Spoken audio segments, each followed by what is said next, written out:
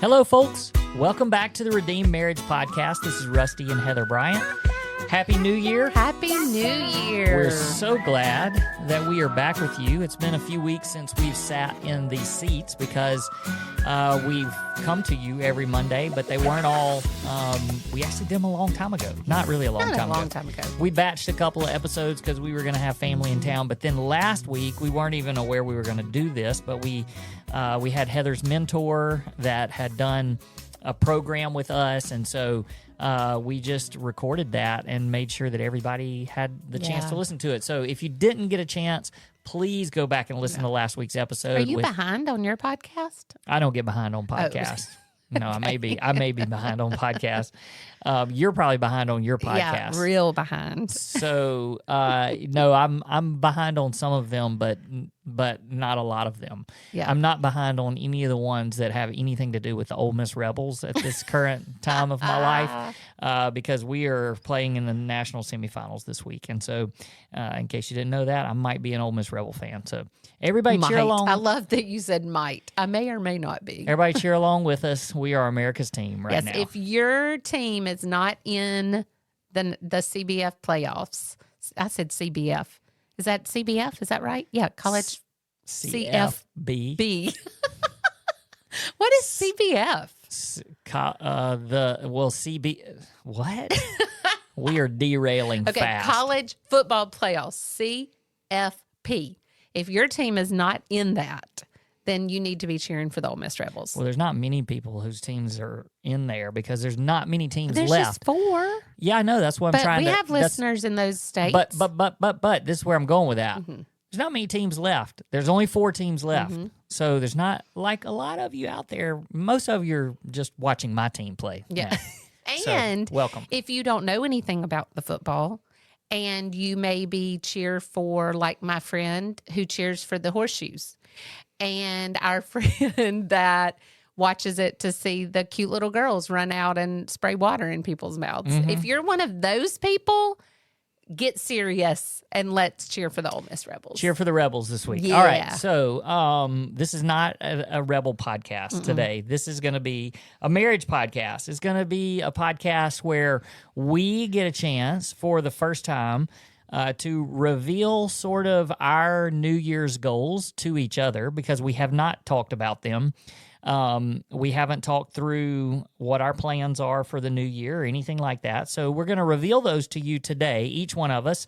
And we're going to talk just a little bit about goals and the importance of that and, you know, what you can be doing to set yourself up for a really good 2026 for you personally and also for your marriage. So I don't know, maybe we just talk for just a minute about goals. I like to use the word goals. I think resolutions are sort of overused sometimes, and they're also very trendy, and like most of the time people break those resolutions in the first, but everybody needs goals. And so I don't know, maybe you can give a little insight on your kind of journey through like how you have felt about New Year's goals over the years, because I feel like you've changed in maybe I shouldn't put words in your mouth, so go. How do you feel about New Year's goals, Heather? Well, let me tell you, I did the whole resolution thing for years and years and years and years and years, and it always revolved around my physical appearance. I need to lose this much weight, or I need to read the Bible through in this amount of time. It just was real surfacey, and I felt really, really defeated when I didn't complete them, or if I would have something that wasn't on my plan on January 4th and then I was just done, or I missed a day at the gym because I wasn't feeling well and then I was just done. And my mentor, Penny, actually changed the way I think about this. And she's like, you need goals. Like, you need to start off the year with what you're going to study, what you're going to memorize. Like, I mean, that is ingrained in me from meeting with her. And every January, our first meeting together, that's what we would talk about, is our goals.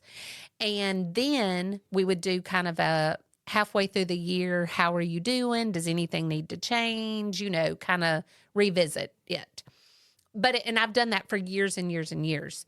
But just a couple of weeks ago when our pastor, Chip Henderson, was preaching, and he literally stood up there and told his goals for 2025, read them, and then told whether he accomplished them or not. It was so refreshing to hear a pastor of a church say, "Oh, I was going to do this, that I probably did 2/3 of that," because it's not like this is what we have to do and this is the law and this. It's like, I am shooting for this. And if I fall short, it's okay because I'm doing better than I would have been if I didn't have goals. So it's kind of been this process for me on kind of, I don't know, like figuring out what it looks like. I have a lot of trouble with the legalistic type. The thoughts, legalistic thoughts of I've got to check mark this off. Like even when I was drawing on my iPad or writing on my iPad, I was putting little circles beside each goal that I could literally put a check mark in when I was done. And I was like, no, stop that. It doesn't have to be, that legalistic. So yeah, I have some great goals. We have not talked about them. You know that I've done them because I told you I was working on them, but neither one of us know what our goals are. What do you like do categories each year, or what do you, or you just go, hey, here's 3 goals for, yeah. No, you actually changed the way I did that several years ago when you talked about how we don't know much about God. I mean, Jesus, between the time that he was 2, right? 12 until he was 32. 12 to 29-ish, 28. He died when he was 32. Okay. Yep. So in those years, see this, we should talk about this stuff before we Probably. start. But you were saying how what we know about that is the verse that said that time frame is that Jesus grew in love, wisdom, stature, and favor with God and man. And love. Might help you out. Love. You just made that up. Love your neighbor as you love yourself. That's right. That's the HSV. That's right. That's right. So anyway, when you kind of put them in those categories for me, and I've just kind of always liked that. And then, so I've been using that. And then Chip kind of talked about how he does spiritual, physical, relational, intellectual. It's that same type thing of growing in wisdom and all that. Yep. I've kind of through the years had this love-hate relationship with goals or New Year's resolutions. And I used to try them and I wouldn't really write them down. And I think it's because I don't like to fail, and I knew that I would fail on most of them. And then I think it was Dave Ramsey years ago where he had like 7 different categories, and it was like financial goals and spiritual goals and physical goals and intellectual goals. There was like 7 of them. And I remember that year I wrote down all 7 of those categories, and then I had like 2 or 3 goals or resolutions in each one of those categories. And I just remember getting to the end of the year and being so overwhelmed. And I was like, I don't even know how to keep up with all this. And so I sort of took this hiatus from goals, and I was like, forget that. I can't, people don't reach their goals. I'm just not going to do them. And so for a few years I did that.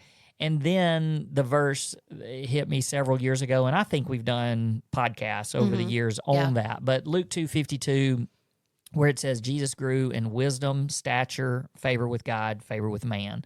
And I just decided that, hey, if that's all we know about Jesus for 25 years, then, or no, 15 years, 15. Look, who can't math my now? math was not working.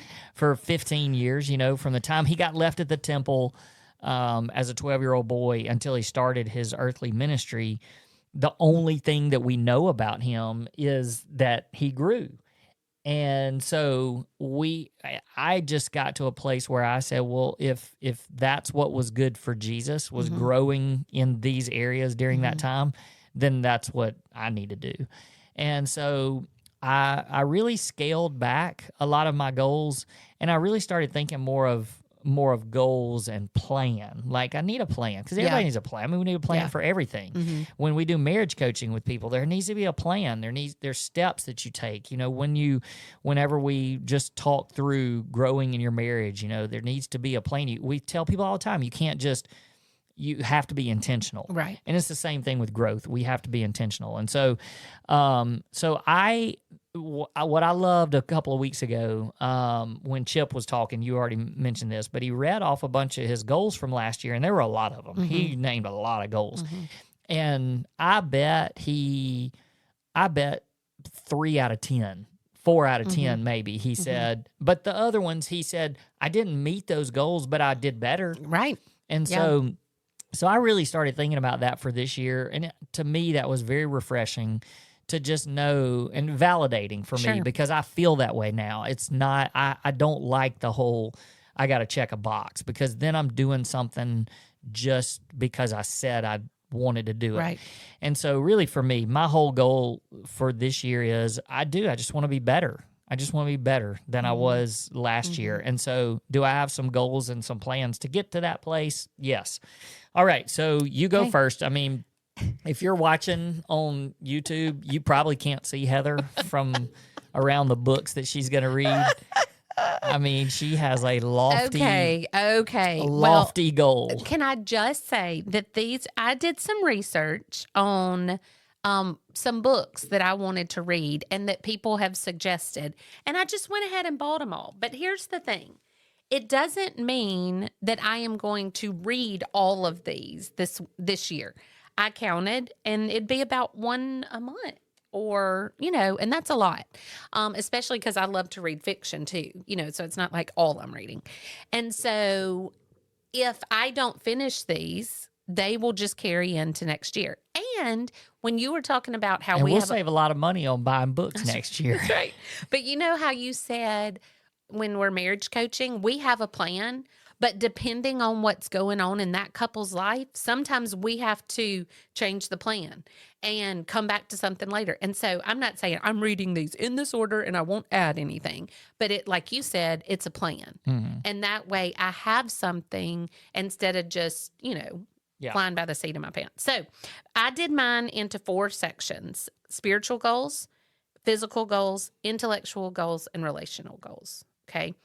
So do you want me to start with the intellectual since my books are sitting here? You sure can. Okay. And I wouldn't, just read them all. Okay. Because there's some people out there that they're like, I ain't reading nothing. Okay, that's fine. Well, I'm going to start with spiritual goals then, because that's the first thing on my list.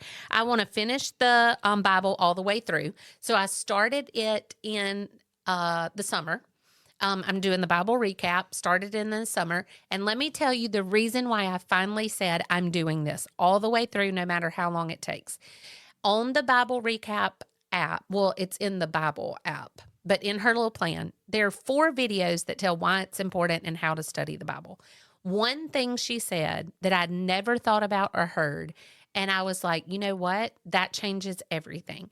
She said that if we put our eyes, or our ears, if you listen, on every single word in Scripture, then we are allowing the Holy Spirit permission to pull from those scriptures at any time. But we have to see them. We have to see them. We have to read them. We have to hear them in order for us to be able to pull from it. So I was like, I don't even care if it's genealogy. I'm reading every word of Scripture. So I have 238 days left.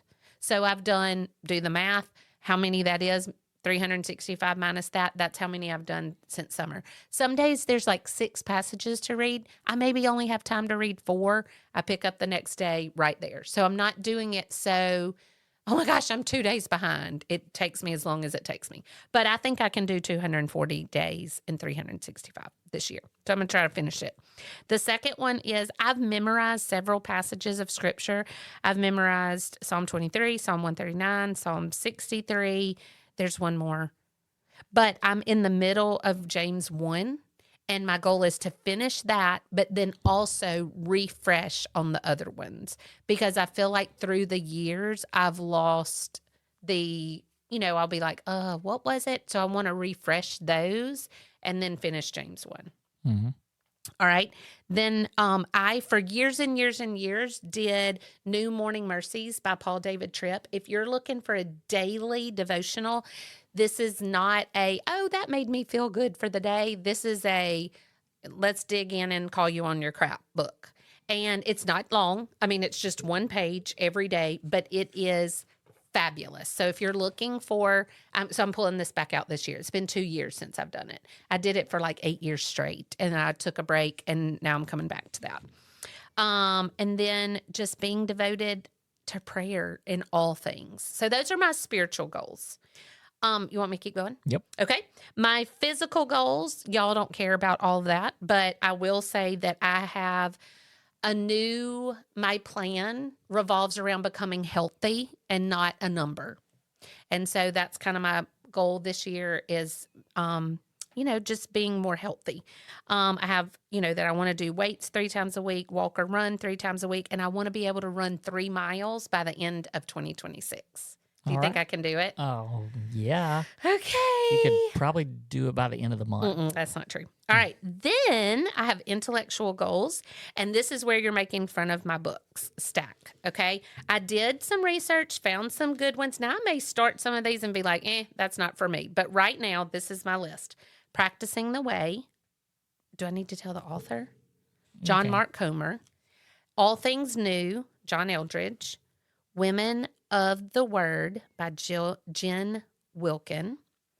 Upon Waking, Jackie Hill Perry. Fresh Wind, Fresh Fire, Jim Cymbala. Life by Lisa Harper. Moving Mountains by John Eldredge. And The Emotionally Healthy Woman by, I cannot say their name. Jerry says something. Scazzaro? I don't know. Okay. Scazzaro. Okay. So those are the ones that I have. I'm not reading them particularly in that order. Whatever I decide to read first, I'll read first. But that's my list of books that I found that interested me, that I just need something to do next instead of, I'll read something. I just need a next. Okay. And then my last ones are relational goals. Relational goals are hard for me because so many of what I consider dear friends are people we do coaching with, like keeping up with them. Like I love to just hear from them and keeping up with them. But I have a bestie that I do life with. And then I have some really good friends around here that I'm just like, I need to be purposeful with those. And then also, we're fixing to gain a daughter-in-law this year. So the relationship there, I'm super excited about. And then of course, my marriage with you, like keeping that priority, and keeping that as number one. So just relationship goals, like they're just being purposeful in the different relationships that I wrote down. Okay. Is that it? That's it. All right. That was a lot. Sorry. No, I mean, that's a lot of goals, and that's good. And there's people, I think, that listen that they need that and they need to write it down. And there's also people, I think, out there that you need big changes in your life. Mm-hmm. You can, most of the stuff that Heather talked about, it didn't really directly have to do with our marriage, but so much of this is about, we teach this all the time. You have to, you can't fix your spouse. Nope. And so you take care of yourself, you work on the things that you need to work on, and then that begins to improve your marriage. Yeah. And so, because if I'm doing all of these goals that I'm talking about, spiritually, physically, emotionally, intellectually, relationally, if I'm becoming and looking more like Jesus, then I'm going to be a better wife. Mm-hmm. You have to be. Like, there's no way to not be a better wife. Yep. If I'm doing all these things. So for me, I have taken a little bit of an approach that's not as rigid as I've done in the past. And I think that a big part of that is because of that sermon that I heard a couple of weeks ago. And it's more of I just want to be better. Like I can take a look at my life and I can go, are there big things that I need to change? And I always need to grow. but I couldn't pinpoint just, oh, I've got to fix that, and I've got to change that, and I've got to make this. And so really it has become this thing where I've just been really praying through. I just want to be a person, and not, this is not in a, not so I can brag or boast, but I want people to look at me and think and say, he's one of the godliest people that I know. And I want you to look at me and say, he is the best husband because he's a man after God's own heart. I want my 2 boys to look at me and say, I want to be like him when I grow up. I want to be a godly influence like that. And then I want friends and the people that are involved in my life on a daily basis or or whatever, that they also look at me and say, that's the kind of guy that I know I can go to and count on him to pray for me, and somebody that I can go to for advice and for godly wisdom and things like that. And so mine has really just become this, okay, I want to take Luke 2:52, and in all those areas I just want to be better than I was last year. So when you look at Luke 2:52, he grew in wisdom. Wisdom for me is mostly just learning. Like, I want to be on a journey of life where I'm always learning. Like, I hope even when I become 80 years old, that I just don't think, well, I've got it, I've arrived. I want to always be learning. And so I think a lot of that is reading books, listening to podcasts, and which I'm constantly doing. Last year, I think I read 22 books. And so, like, for this year, I'm just thinking, I just want to do better. Like, instead of wasting time scrolling on social media as much, gotta wait till Ole Miss finishes their season, though. Are you talking about 22 like self-help books? No. Just those 22 are just 22 books. Okay, because gotcha. I also think that, like, we both enjoy laying in bed at night and reading fiction books to fall asleep. And those, I typically, it takes me about a month to read a book like that. And I don't discount that. Like, I think that that's still keeping my mind sharp. And I was just curious. Yeah. So, and I enjoy that, but I always have a second book going on that's a self-help. So, like, I've already started this, and I'm not quite halfway through, but I started on January 1st, and it's Stand Firm and Act Like Men by Joe B. Martin. So if anybody wants to know what I'm currently reading, that's what I'm currently reading. Stand Firm and Act Like Men by Joe B. Martin. And so my goal is just that after I finish, usually when I'm doing my devotion in the morning, when I'm spending time with God, I'm reading scripture, and then I'm reading whatever. And I don't even want to say self-help because it's spiritual. Like, Sure. I'm not self-help, like reading how to do a podcast better. Right. I mean, that's more of a spiritual thing. So anyway, those are my intellectual goals. And really, when I get to the end of the year, I hope that my books, as far as growing spiritually or even growing intellectually in some way, learning something, I hope that they outweigh the fiction books. And then Jesus grew in stature, and that's our physical health. And, for me, again, I am really disciplined when it comes to this. And so I have to look at it and go, I don't need to make these big changes in my life, but I want to be better. I just want to do better than I did last year. And so some of that I run a lot. So I'd love to run more miles than I did last year. I also, yeah, that's funny. I really messed up this year because I got to January 1st and I was like, I wonder how many miles I ran last year. And I looked and it was 499.9. Like that, you can't make that stuff up. But it's okay. I'm not legalistic anymore. And so I don't really care. I was like, go in and edit one of them. So next year, if I run 500, I'll be, but I would love to be running even more than that. Like for me, that's great. It's great that I ran 500 miles, but I'd love to run more like 750 or 800 miles. Whoa. And it's a big jump. Yeah, it is. But that's one of the things. The other is like, I do want to I want to eat better too. I feel like that part of my health journey, I've just always kind of been able to eat whatever I want, but I don't think about how it affects my body. And so, want to put empty calories in that don't really help. It's that kind of stuff. So I just want to be better. And then the in favor with God, that's, I believe, obviously my relationship with God. And just to kind of jump on what you were saying about your journey through reading scripture, I've had to, over the last couple of years, really make that a big part of the discipline, a big discipline in my life, because I've never been a good just sit down and read the Bible. And I've really incorporated that really for the last 2 years. And I've done it in a very non-legalistic way, where I'm just going to read, and I'm reading the Bible through with no time frame or anything. Just I am reading it through. So right now, I actually started on January 1st. I was in Psalm. So however far I've come since then, Genesis, and I'm up to Psalm. And so I'm just going to continue that. And I actually would love to finish it by the end of the year. If I do, great. If I don't, that's okay too. I'll just keep on going. And then favor with man is the relational goals.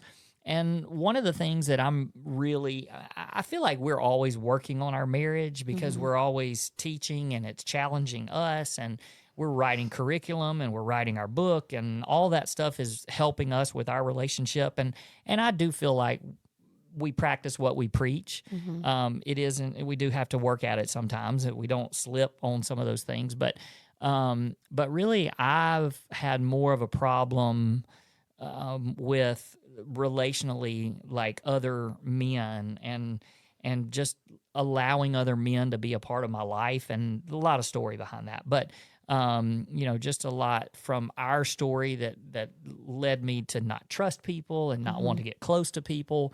And so I've recently started meeting with a group of guys, a very small group. We meet once a week, and I really want to invest more in that. And it's not like these are like best friends or but they're people that we need to challenge and grow, and I want to grow closer to them. Is one of the things that I have a goal for. And then also just this idea that Penny kept pushing about mentoring and having people that we're doing life with and discipling. And I just really want to be available to invest in people in that way, invest in other men that way. I'm 51 years old. I still feel like I'm very, very young, but I'm also older than lots of people. And so these younger people behind me, that's kind of that goal, is I want them to look at me and go, man, he raised 2 amazing boys that are doing great things in life. He has a great marriage, in spite of what's happened. And like, those are the kind of things that I want the younger generation to go, hey, let me jump in and do life with you, so that I can show the mistakes that I've made, but also that I can point them and say, hey, we're on this journey together, but I got a lot of life behind me. I mean, I really do. And like, we've been through a lot of stuff that I think can really help people. So we have goals for our marriage ministry as well. And, we don't have to get into all that today. It's just that, there's a lot coming up this year that I'm really excited about. First of all, if you guys have never taken part in our prayer challenge for February, I would encourage you to do that this year. And I've already sent all of our stuff over to our web designer, so really that should probably be up this week at some point. But just go to theredeemedmarriage.com and look for that banner at the top to sign up for a specific time for us to pray for you during February. We had over 200. It was close to 300 names. I don't really remember what we landed on last year, but it was a lot. And here's the thing that I want everybody to go ahead and jump in and do a prayer request for this year, because we want to pray for you, but also we've got a couple of ideas that we're kind of tossing around. We just started talking about this yesterday. I've put a little more thought into it than Heather, but a couple of really neat things that we're going to do that go along with our February prayer challenge. And so we really want everybody to be a part of that. So just be on the lookout for that over the next few weeks as we start to promote that. We'll be sending out a lot of emails to our email list, just as reminders, and then also ways that you can be involved. So make sure you're on that list. Okay. Anything else? I don't think so. Got a couple of speaking engagements coming up in February, so keep an eye on that. We're actually going to be at a local event at Broadmoor Baptist Church in Madison, and then we'll also be doing a Valentine's event at Gardendale First Baptist over near Birmingham. So that's going to be a really fun event. So we have very limited space, but there's still a couple of spots for our March retreats in Atlanta. So if you're interested in that, and then of course we always have people asking about our intensives, but you need to reach out to us so we can look and see what dates that we have available and see if we can line those up so we can spend some time with you. All right. Anything else? That's it. Okay. Be better. Be better. I'll try to be better. We have, the reason why it makes me laugh so much is because the boys' high school soccer coach, he may or may not be listening, I don't know, but he used to yell from the sideline all the time, "It's got to be better. It's got to be better. And so every time you would say, "I just want to be better," I could hear him yelling. Maybe that's where I got it from. Thanks, Coach. Gotta be better. Got to be better. All right. We'll see you guys next week. Peace. Peace.